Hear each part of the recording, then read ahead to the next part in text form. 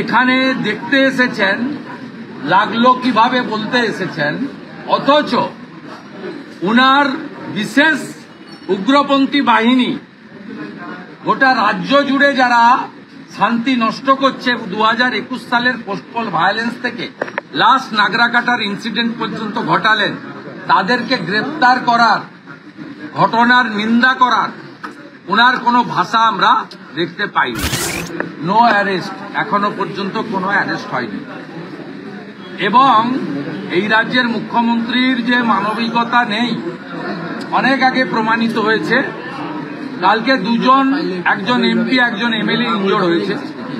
উনি হসপিটাল প্রিমিসেসে এসেছেন, knowing fully well intentionally Khagen মুর্মুর সঙ্গে মিট করেছেন, শঙ্কর ঘোষকে ইগনোর করেছেন। এটার মধ্য দিয়ে আমরা, উনি ভিজিট করুন, ওরাও চায় না, আমরাও চাই না, তবুও উনি এসেছেন। আমাদের যারা সাপোর্টার, ওর বাড়ির লোক অনেকেই অ্যাজিটেশন করার জন্য মুডে ছিলেন। আমরা মিস্টার বিপ্লব দেব বা আমরা ওভার টেলিফোন সকলকে বলেছি যে না, বিজেপি এসব সংস্কৃতিতে বিশ্বাস করে না, কার্সি মেনটেন করবেন। কিন্তু উনি একজনকে মিট করেছেন, আরেকজনকে মিট করেননি। মিট করতে গিয়ে তিনি যে কথাগুলো বলেছেন অত্যন্ত মর্মান্তিক, অমানবিক। প্রথম বলেছেন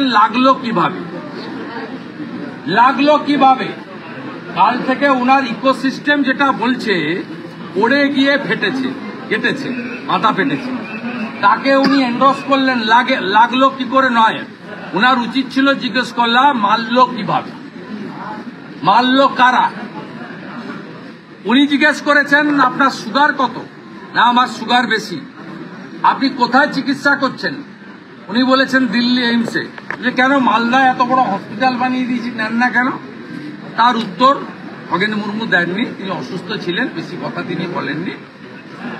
তিনি এখানে দেখতে এসেছেন, লাগলো কিভাবে বলতে এসেছেন, অথচ উনার বিশেষ উগ্রপন্থী বাহিনী গোটা রাজ্য জুড়ে যারা শান্তি নষ্ট করছে 2021 সালের পোস্টপল ভায়োলেন্স থেকে লাস্ট নাগরাকাটার ইনসিডেন্ট পর্যন্ত ঘটালেন, তাদেরকে গ্রেপ্তার করার, ঘটনার নিন্দা করার উনার কোনো ভাষা আমরা দেখতে পাইনি।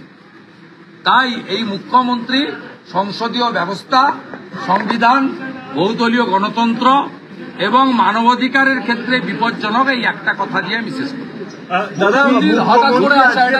মুখ্যমন্ত্রী আজকে এসে বললেন যে সেরকম কিছু হয়নি, সামান্য ঘটনা। মুখ্যমন্ত্রী যখন এলেন দেখে, ডাক্তার বাবুরা বললেন আমাদের 6 সপ্তাহ রাখতে হবে আইদার ওটি অর মেডিকেল ট্রিটমেন্ট। এবং ওনাদের কালকে স্ক্যানে প্রাইমারি এসেছিল, আজকে যে ওনারা স্ক্যান এমআরআই করেছে তাতে ক্রিস্টাল ক্লিয়ার এসছে এখানে ফ্র্যাকচার হয়ে গেছে। ইটস এ ভেরি সেন্সিটিভ বোন। একজন এমপি মুখ্যমন্ত্রী বলছেন 30-40টা কনভয় নিয়ে ঢুকছে, মানুষ ক্ষিপ্ত, ফলে এরকম ঘটনা ঘটে যাচ্ছে। 3টে করে 5 জন এমএলএ ছিল, 3 জন এমপি ছিল, 8খানা গাড়ি ছিল, আর 12টা মিডিয়ার গাড়ি ছিল। কে বলছে? যার জন্য 4 ঘন্টা রাস্তা বন্ধ থাকে, দড়ি ঘেরা থাকে এবং 250, 300, 400 গাড়ি নিয়ে যিনি বেড়ান, যার জোড়া হেলিকপ্টার আছে, জোড়া চার্টার ফ্লাইট আছে, তারপরেও রাস্তায় যখন বেরোন গোটা রাস্তাকে বন্ধ করে দিয়ে বেরোন, তার মুখ থেকে সব কথা মানায় না। আজকে মনোজোড়ার গাড়ি আবার ভাঙচুর হয়েছে। CM has said that center is not releasing fund for flood relief, and so also false, fabricated, fully political statement.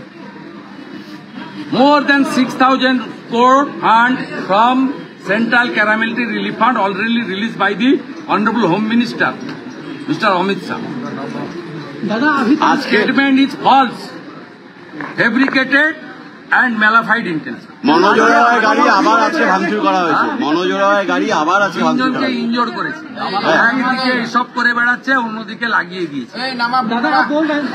Relief work সামাজিক সংগঠন, বিজেপির এমপি এমএলএরা করছেন। প্রধানমন্ত্রী স্বয়ং তার প্রতিনিধি পাঠিয়েছেন ক্যাবিনেট মিনিস্টার কিরণ রিজিজুকে। জেপি নাড্ডা স্বয়ং বিপ্লব দেবকে পাঠিয়েছেন খগেন মুর্মুর পাশে। এর থেকে প্রমাণিত হয় ভারতীয় জনতা পার্টি উত্তরবঙ্গের জন্য কতটা মমত্ববোধ ফিল করে আর কতটা আমাদের সহকর্মীদের জন্য ভারতীয় জনতা পার্টি তার দায়বদ্ধতা বা তার যে দায়িত্ব পালন করে। কার্নিভাল পূর্ব নির্ধারিত প্রোগ্রাম 26-এ এই রক্তের বদলা হবে, সুদ সহ বাংলা উসুল করবে। ভারতীয় জনতা পার্টি সরকার আসার পরে 24 ঘন্টার মধ্যে ব্যবস্থা হবে। ইতিমধ্যে মাননীয় বিপ্লব দেব বলেছেন এসটি কমিশন হস্তক্ষেপ করেছে, ওম বিড়লা মহোদয় স্পিকার হস্তক্ষেপ করেছেন, জলপাইগুড়ির এসপি দিল্লি যাওয়ার জন্য ডিজিপি রাজীব কুমার ব্যাগ গুছিয়ে রাখুন। আপনি স্পিকারের ডাক আসবে। CBI? যিনি কমপ্লেন করেছেন আমাদের মন্ডল প্রেসিডেন্ট, তিনি কলকাতা বেরিয়ে যাচ্ছেন। আগামীকাল কলকাতা হাইকোর্টের ভ্যাকেশন বেঞ্চে পুলিশ ইনঅ্যাকশনের মামলা হবে। রাজ্য সভাপতি শ্রমিক ভট্টাচার্য যে কথা বলেছেন তাকে আমি এন্ডোর্স করে সমর্থন করে বলি, এনআইএ বা সিবিআই তদন্ত হওয়া উচিত। যারা ঘটিয়েছে, কোচবিহারে যারা ঘটিয়েছিল সেম ক্যাটাগরির লোকরা এখানে ঘটিয়েছে এবং এরা বাংলাদেশের জামাত এবং আনসারুল বাংলার সঙ্গে এদের লিঙ্ক আছে কিনা খুঁজে দেখতে হবে ইন্ডিপেন্ডেন্ট সেন্ট্রাল এজেন্সি। আমাদের ভিডিও ভালো লাগলে লাইক এবং শেয়ার করুন। কমেন্ট সেকশনে গিয়ে জানান আপনাদের মতামত। আরও ভিডিও পেতে আমাদের চ্যানেল সাবস্ক্রাইব করুন এবং প্রতি মুহূর্তে খবরের আপডেট পেতে প্রেস করুন বেল আইকন।